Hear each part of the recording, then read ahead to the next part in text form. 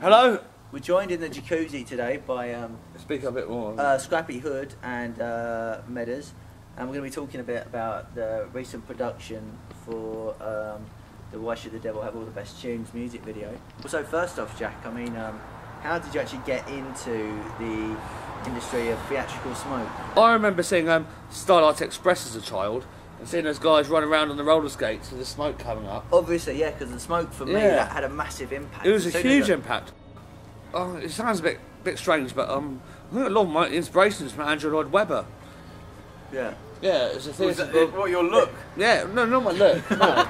But also there's a real lyricism in the way that you use smoke. Yeah. The smoke is often, obviously people just apply it. People disregard the smoke. People think, oh, some guy with a smoke machine, blah blah, you know. But you know, there's a talent to it.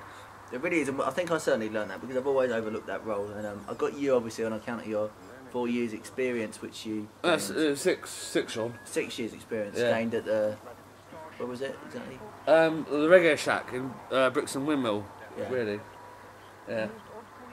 So you seem like the obvious candidate to pick for the production. Yeah, if you want, if like, you know, I'm known, you know, in London. If you want to smoke, I'm the guy you call. So I mean, first off, I mean, well, one of the things that I noticed that in some shots there's quite a lot of smoke.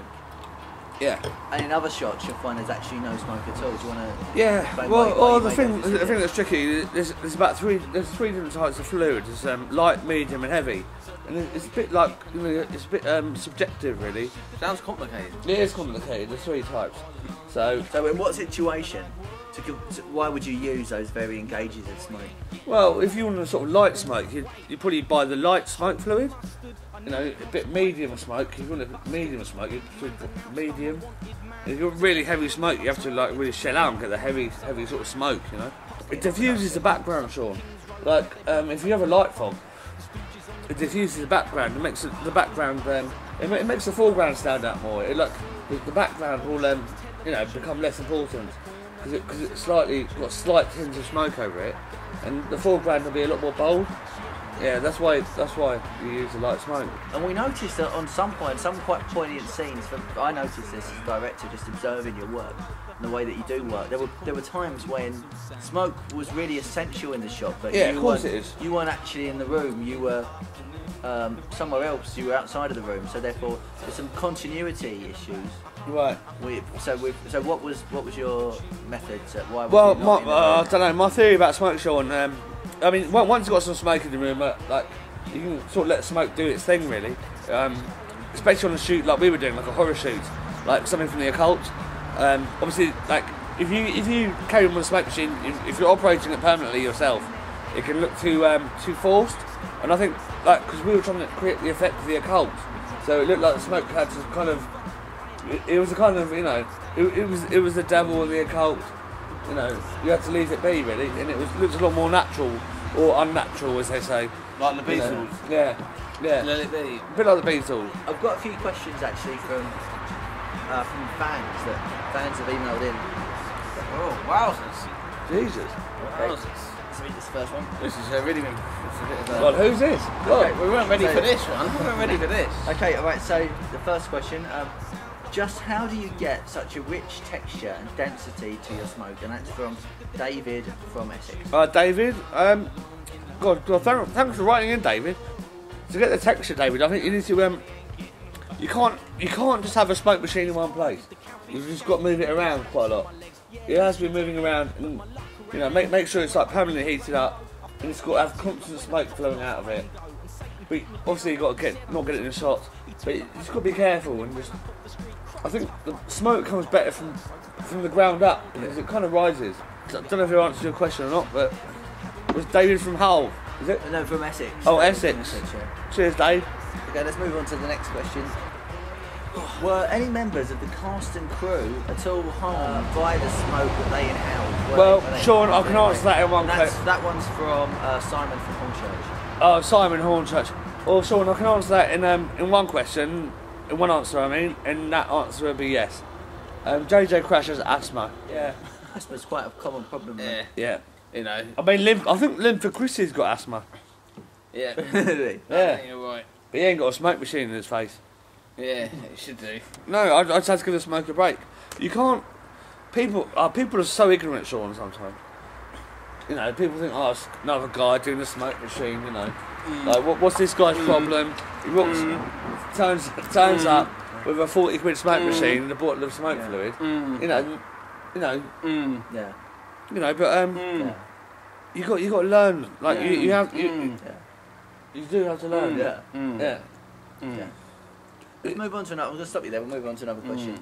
Great. Simon Onshurt's great. This is question. the third and final question. question, and this one's from Tracy from Hackney. Hi Tracy, darling, you alright? Right, love? And Tracy's question is, how much were you totally... What's she look like? Tracy's question was, how much were you totally losing it that day? You alright Tracy, how you doing? If you want to email me, supercigarface@gmail.com. Tracy, I wasn't really losing it that much really, because I had full confidence in the smoke machine really. People say, you know, like a poor workman like blames their tools, but I had the tools at my disposal. You know, obviously you come prepared. You know, if you come prepared and it takes a few days, you know, like with the smoke, and you have to visualise your set. So I wasn't really losing it at all, Tracy. Sorry, I don't mean to be rude, but it's kind of a stupid question. Well, for me, as a once again, I was 300% there, Jack. What? Oh, 300%. well, no, but for me, from Just a off of nuts. Sorry, Tracy. But for Right, me, another from- next question. once again, from Sorry, just as a bystander, it did appear like you was totally losing it. You know, as Baden Powell said once, be prepared. You will not lose it. We often like to quote Baden Powell, certainly during Yeah, and also it's got the same birthday as me, 22nd of the 2nd February. Like, So do you feel some kind of affinity with Baden Powell? a little bit. I mean, he's helped the kids. I've helped the kids. You know, I feel like you're my kid sometimes. Because I know that you picked up a nickname during the production, What was that? and that was the Toss and Nonce. Toss and on. Yeah, I didn't hear that one. That was the sort of affectionate nickname that the cast and the crew were calling you. They would say, "Oh, where's that Toss and Nonce with all of his?" Oh God! First I heard about this. God. I think at the time you was in the garden, Right. Yeah, drinking. Stella. quite heavily actually, quite heavily. I think probably that whenever people see the video, the sequence they always talk about is the sequence with the rotating, you know, the POV with a candle. Yeah. And do you want to talk about that, because that's quite artistic and there's quite a lot of smoke in that. So Yeah. how did you actually do that sequence? I don't know. It was a very time-consuming sequence. Because a lot of people think it was done with computers.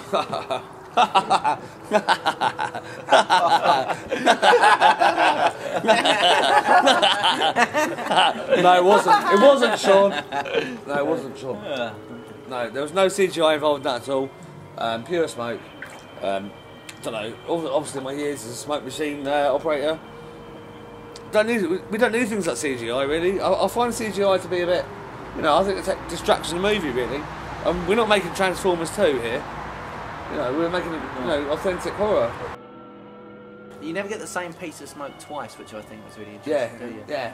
You never. I think there's probably someone. Has anyone written a book about that, or is there any scientists? I'm about to release one. There was someone who No, wrote actually, something about the sound of stairs falling down another flight of stairs once, Was that? which is the only thing I could maybe put it close to. What does that sound like? Exactly. Like that. Cut. Yeah.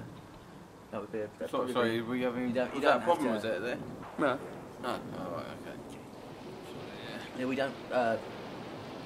Jack, you don't cut. You don't say cut. It's I'm interviewing. We'll keep the camera rolling. Oh, okay. Right.